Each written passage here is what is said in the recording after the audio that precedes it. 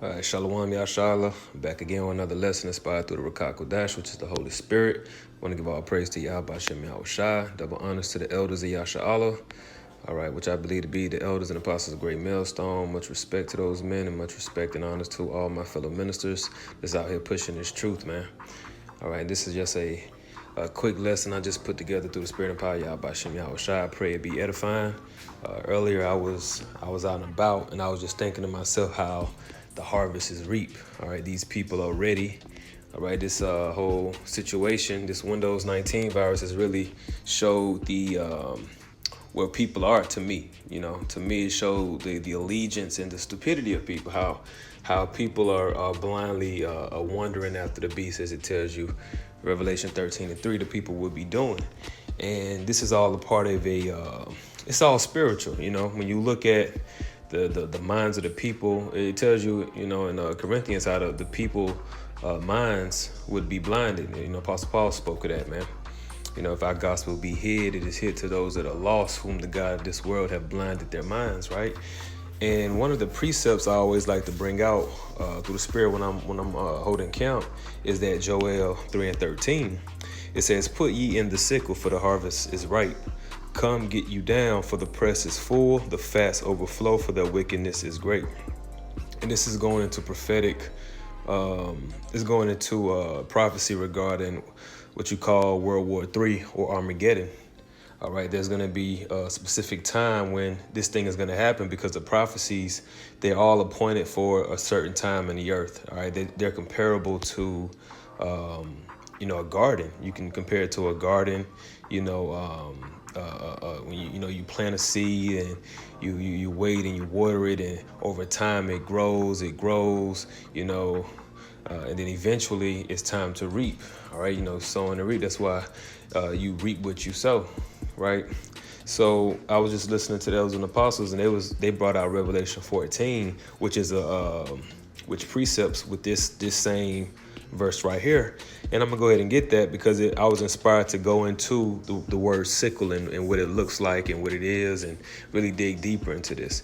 All right, this is Revelation 14:14. "And I looked, and behold, a white cloud." All right, this is a chariot. "And upon the cloud one sat like unto the Son of Man, having on his head a golden crown, and in his hand a sharp sickle." All right, now let's look up a sickle. Okay, so you see it's a sharp instrument used in farming and agriculture, right? And what it sounds like it's describing is actually the Grim Reaper, you see, which like movies like Final Destination, it's about people, you know, cheating death, and then next thing you know, death is on their ass. You know what I'm saying? The Grim Reaper is hunting them down.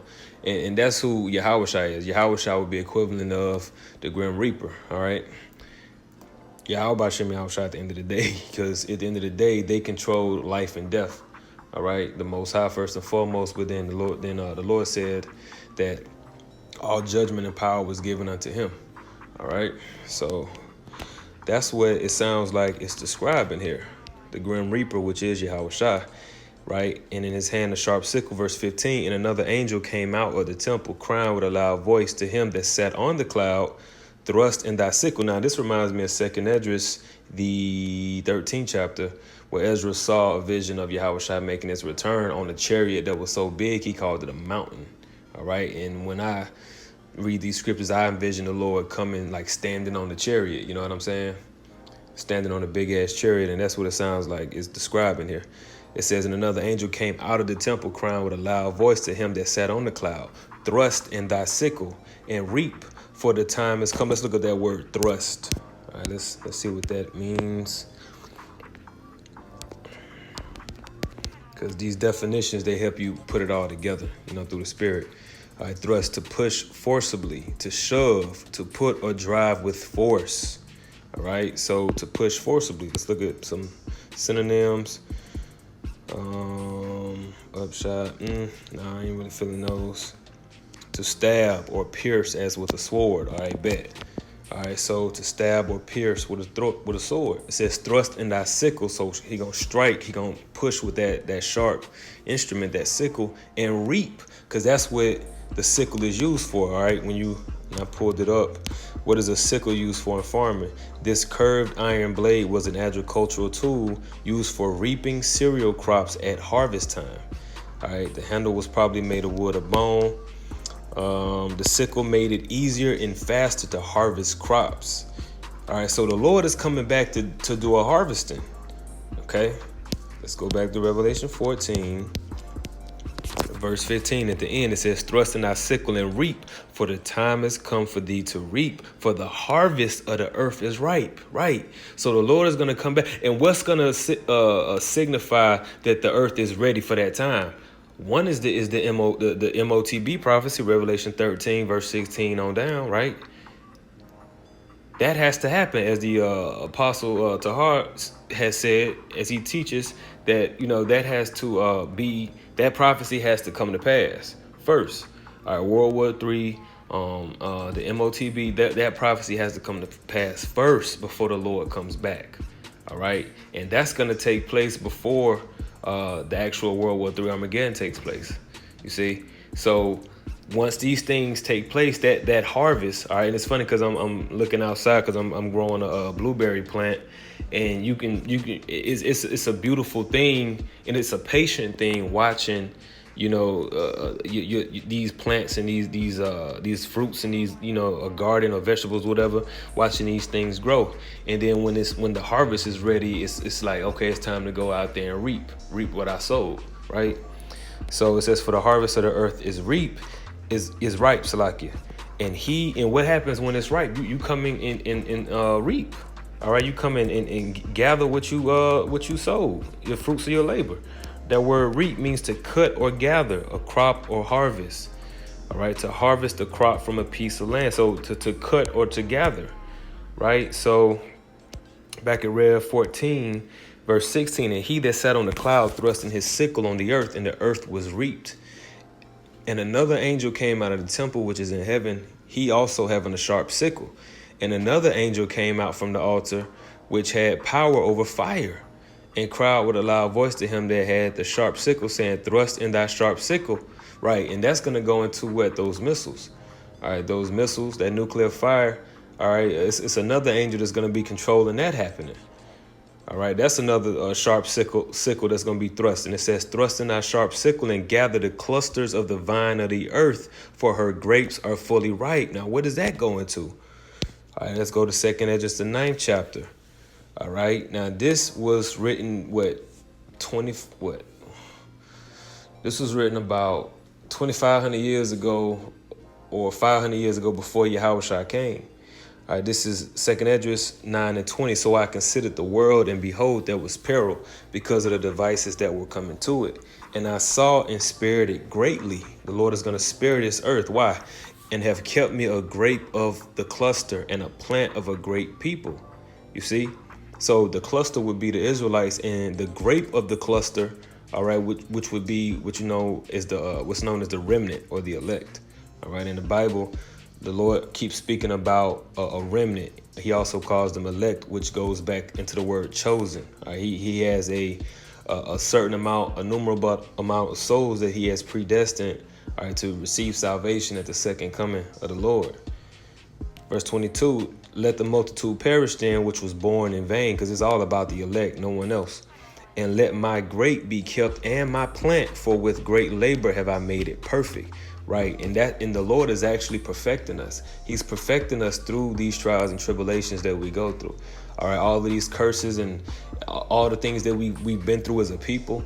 All right, and the things we're going through now in this life prior to coming to this truth. Now that we in the truth, the things we're going through, these things are actually making us perfect, and it's getting us ready, all right, for the Lord's coming. So when the Lord get back, all he has to do is change us, because we're already in the spirit ready. You know what I'm saying? Our minds have been cleansed, right? Because we've been cleansed through the washing of the word. All right, so once the Lord gets back, all he has to do is put us in those new bodies. See, a 2/3 Israelite, they not ready for a new body. They haven't been cleansed yet in the spirit, in the mind, right? Let's go back to Rev 14. Matter of fact, let's go more into that. Well, we can keep reading. Verse 19, read 14 and 19. The angel thrust in his sickle into the earth and gathered the vine of the earth and cast it into the great winepress of the wrath of God. Now let's unpack that. So the vine of the earth, all right, that's going to be the Israelites. All right, Isaiah chapter 5 is the parable of the vineyard. Okay, now you can read from verse 1 all the way down to verse 7, which the 7 verse is the point. It says, "For the vineyard of the Lord of hosts is the house of Israel, and the men of Judah his pleasant plant. And he looked for judgment, but behold, oppression, for righteousness, but behold, a cry." All right, so we're the Lord's vineyard, okay? We are the vine of the earth. Matter of fact, I think it's another one. It's probably some more I can get on that, but I think the point is already made there. We'll keep reading though. At read 14, it says, "And cast it into the great winepress of the wrath of God." Why? Because a large portion of our people, they're going to be subject to the Lord's wrath. This is Isaiah 63. Verse 1, "Who is this that cometh from Edom with dyed garments from Basra? This that is glorious in his apparel, traveling in the greatness of his strength. I that speak in righteousness, mighty to save. Wherefore art thou red in thine apparel, and thy garments like him that treadeth in the wine fat? I have trodden the winepress alone." Now this is the spirit of Yahushua speaking. This is speaking of Yahushua. "I have trodden the winepress alone, and of the people there was none with me, for I will tread them in my anger and trample them in my fury, and their blood shall be sprinkled upon my garments, and I will stain all my raiment. For the day of vengeance is in my heart, and the year of my redeemed is come." So this is the spirit of Yahushua speaking through the prophet Yeshaya or Isaiah, and this is what's happening here in Revelation 14. So 19 again, it says, "And the angel thrust in his sickle into the earth and gathered the vine of the earth and cast it into the great winepress of the wrath of the Most High." Yahbashem Yahushua. "And the winepress was trodden without the city, and blood came out of the winepress, even into the horse bridles by the space of 1,600 furlongs." Right now, this is Jeremiah 51 and 33. "For thus saith the Lord of hosts, the God of Israel, the daughter of Babylon." All right, the daughter of Babylon. That's a nickname for America. "Is like a threshing floor." Now let's look up a threshing floor. Let's get that for more edification. What is a threshing floor?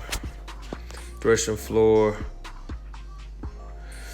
especially flat and outdoor surface, usually circular and paved, or two, inside a building with a smooth floor or earth, stone or wood, where a farmer would thresh the grain harvest and then winnow it. What does threshing mean? Threshing is the process of loosening the edible part of a grain or other crop from the straw to which it is attached. All right, so this is all agricultural language, man, and it's all spiritual, man. Like the Lord is bad, man. It's funny because it's so spiritual. That's why most people can't get it, because it's spiritual. The book is highly spiritual. So let's get more. Let's actually get that in the blue letter. Threshing floor.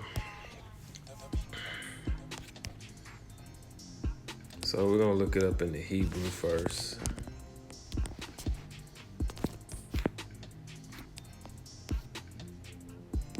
Threshing floor, garan, barn floor, corn floor, an open area.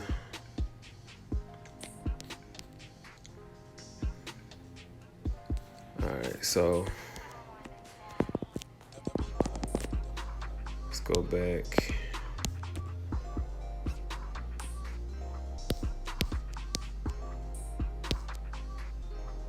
Stepping green, okay. And what is winnowing? That's a good one.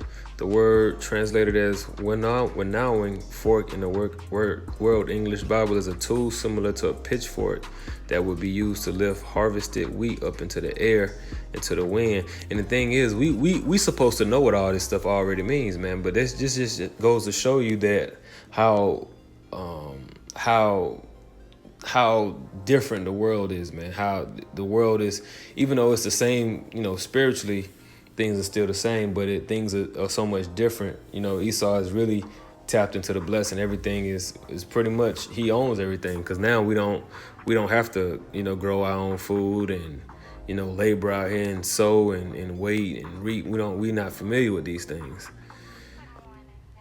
So going back to Jeremiah 51:33, the daughter of Babylon is like a threshing floor. It is time to thresh her. That's right. Yet a little while, and the time of her harvest shall come. That's right, man. So it was only a little while when you look at the establishment of America, which was 1776, right? Pretty much. From there up into 1876, 1976, that's only 200 years. 76, 86, 96, 2006, 2016. That's 40 plus 45, so 245 years. All right, so this place has only been in around, under the vibration of Esau Edom, roughly 250 years. So yet in a little while, and the time of her harvest shall come. And the part of the harvest is the wickedness, all right, reaching a certain point. When you go to Second Esdras,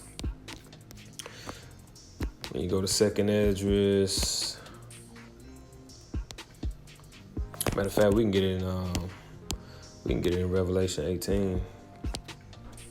Revelation 18:5. It says, for her sins have reached into heaven, and God hath remembered her iniquities. All right, so the harvest is being ready when the sins reach into the heavens, and the Most High Yahweh shall remember the iniquities. All right, when the Lord says, okay, that's enough, right? Because just like with the flood, and the Lord started making inquisition of the things going on in the earth, and he said, okay, that's enough. I'm about to get ready to destroy this place. You go back to the time of Noah. What the Lord do? He saw what was going on in the earth. There was great violence, just like it is now, right? People were doing what the hell they wanted to do, and he found grace amongst Noah, because Noah was serving the Lord. He was a servant. So that's what the Lord is doing now with the angels. He has the angels showing themselves more and more. All right, they're seeing who are the servants of the Lord, and they're sealing them. All right, pursuant to Revelation, the 14th chapter. All right, the seal, or Revelation, the 7th chapter as well. Right, the servants, he's sealing them. All right, and what we're doing is building an ark. All right, and a part of building that ark is actually building up our protection, which is going to be ultimately our faith. All right, through our faith and our works, we're going to get through this thing. So, same thing is happening, but it's happening in a more spiritual manner. Now we're spiritually building our protection, our foundation, right, so that we can get through the floods. All right, this time it's going to be a flood of fire, not a flood of water. It's going to be a flood of fire, and through our faith and our works, all right, we going to be justified, Lord willing, to get up out of it and survive. All right, and so Laki, I kind of wanted to make this brief, but Lord willing, you're getting something out of this. Because like I said, I was just, meditating, because I was saying to myself earlier, like, man, the harvest is right, man. These people are ready. They ready for the implant. You know what I'm saying? They ready to get that chip in them and connect them to the Internet of Things. They ready. And my Uber driver I just had, he's ready. He didn't even want to. I tried to offer him cash tip, like I do all my drivers.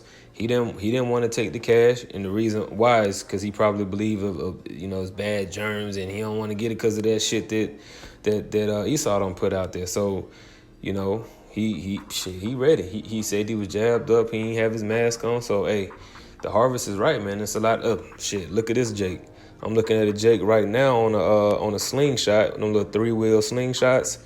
That don't have no windows or nothing like this, like a little small. Look up a slingshot. Jake riding that shit with a mask on. You know what I'm saying? So, hey, they ready. This is St. Matthew chapter 13.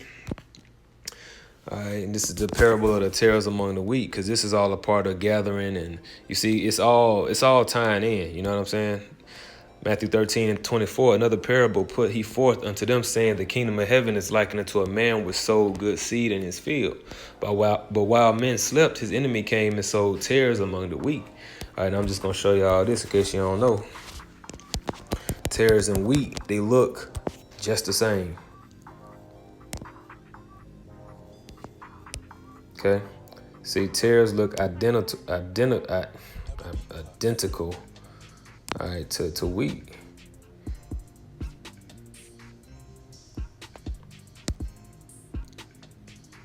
All right, they look very identical. So today you got people that look like servants of the Lord, you think they might be prophets of the Lord, and but let's get into it.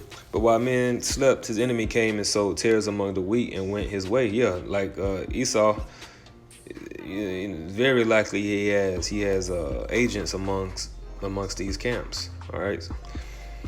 But when the blade was sprung up and brought forth fruit, then appeared the tares also. So the servants of the householder came and said unto him, Sir, didst not thou sow good seed in thy field? From whence then hath it tares?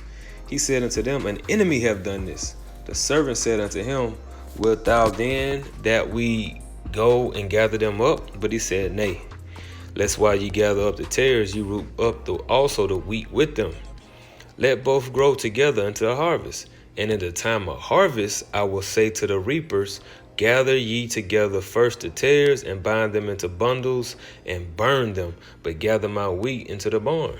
You see, so that's what the Lord is coming to do too. He's allowing, all right, the tares that are amongst the wheat, all right, to do what they do, prophesy falsely, to slander, to teach false doctrine, etc. But guess what? Real soon the Lord is actually going to show up. That's why the Lord said, many in that day shall say, Lord, Lord, have we not prophesied in thy name? Because you got people out here that's calling on the names of Yahweh Shem Yahushua, right? You got a whole lot of camps that's calling on the names, but they're not teaching the full doctrine, man. They're not really warning the sheep. They're not going into, the intricate details of these prophecies.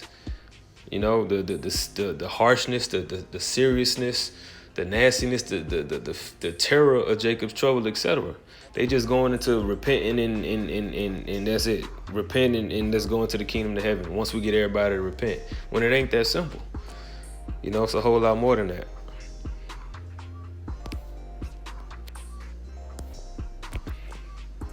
So I'm gonna go ahead and end there.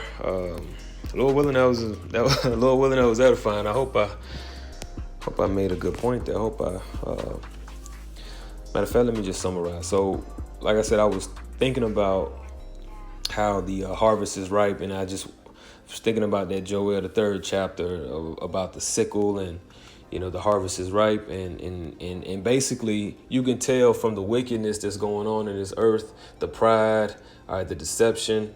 All right, and then all the elect that's waking up. Look at all these people that's waking up, that's watching the videos, that's repenting, that know that they Israelites. That means that the harvest is right, man. The Lord is finna put an end to this shit. So all we got to do is stay stronger and doing, Lord willing, we do so. All right, on to the next. Shalom.